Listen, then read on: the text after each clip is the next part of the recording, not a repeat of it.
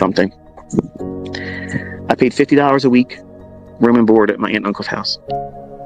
Same uncle that inspired me to get into trading when I was 14 and 15 years old, but it wasn't interested because I was into martial arts, and that's all I cared about then. Just like anybody else, like kids, you know, they ain't gonna listen to you, even though you have the right instructions and guidance. You don't want to listen. And just like many of you, you're like my children.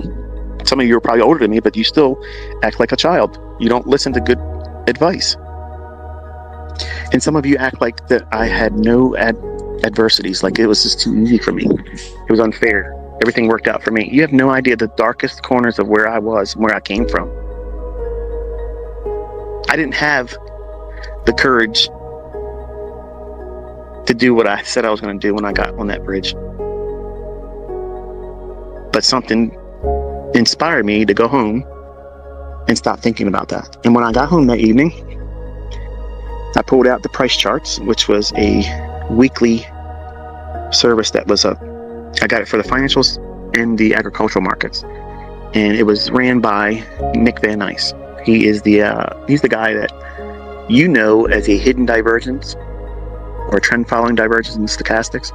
He's the guy that codified that. George Lane didn't do that, and nobody else ever did either. And me and Larry Williams are the only ones that ever give that guy credit for that. But he has service that, as a commodity trader, we updated our charts by hand.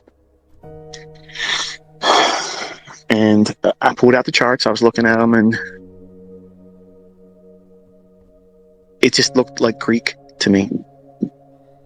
Like I was disconnecting.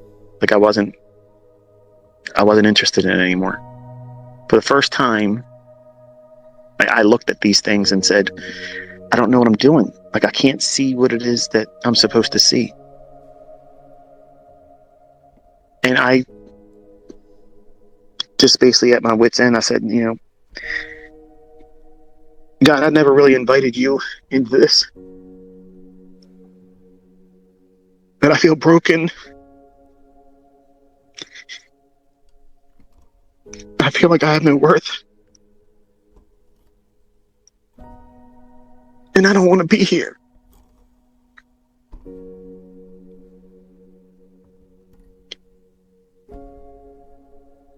I was never more interested in anything else in my life prior to that day than I was in the markets.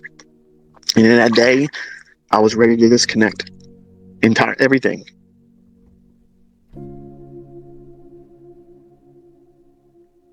And I just laid it on the line. I said, I know you exist.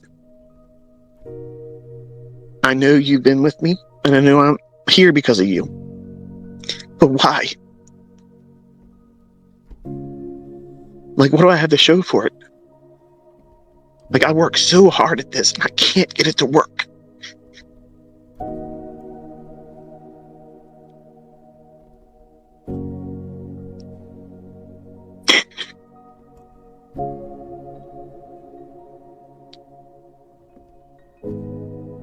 So I said, I'm going to ask you something.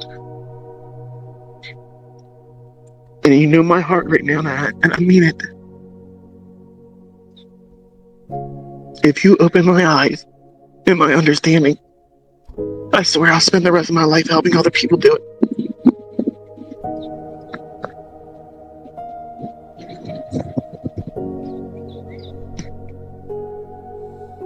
I closed the charts, and I laid there. I cried until I went to sleep. It wasn't until that weekend I grabbed the charts again. I started looking through them.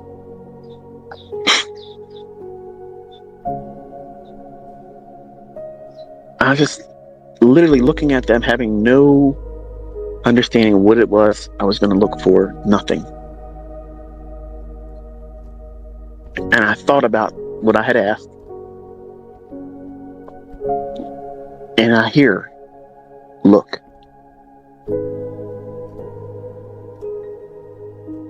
I'm looking around the room. Now I'm crazy. Because now I'm imagining things because that's what I wanted to happen. I'm looking at the market, looking at the chart. I don't know what I'm looking at. Like, why would it go up from there? Mind you, I'm only looking at longs. I was afraid of going short. I didn't understand selling something I don't have. And I would look at these rallies and these points of inception where the market starts to go up, and it was like, it's like reading a foreign language you've never learned before. It's like, what am I looking at? Like, what do I know by looking at that? Look at that. My attention would go to somewhere else on the chart. And I already know that some of you are thinking, this isn't happening. I don't care. I'm not monetizing this. I'm not preaching to you. But some of you want to know.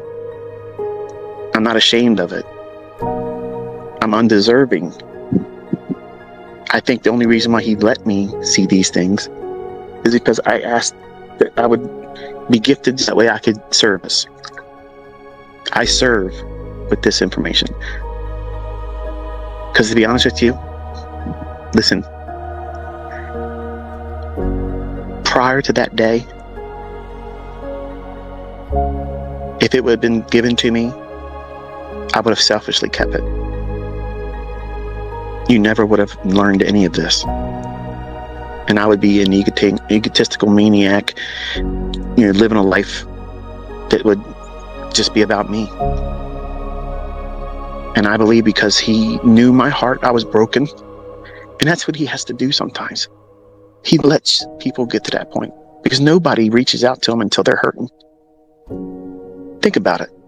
If you've ever asked God of anything, you didn't ask God of anything because you were at the height of anything that you found success in. And how often do you invite him in to thank him for allowing you to get there? If God exists, he wouldn't allow suffering. He has to do it because we're stubborn. I was. He put this in me as a young man. And then when I tried to do it my way, I couldn't do it. And when I changed my perspective into, I want to be rich by the time I'm 40, to, I want to learn how to do this well. And if you gift me with it, I will spend my life serving others with it.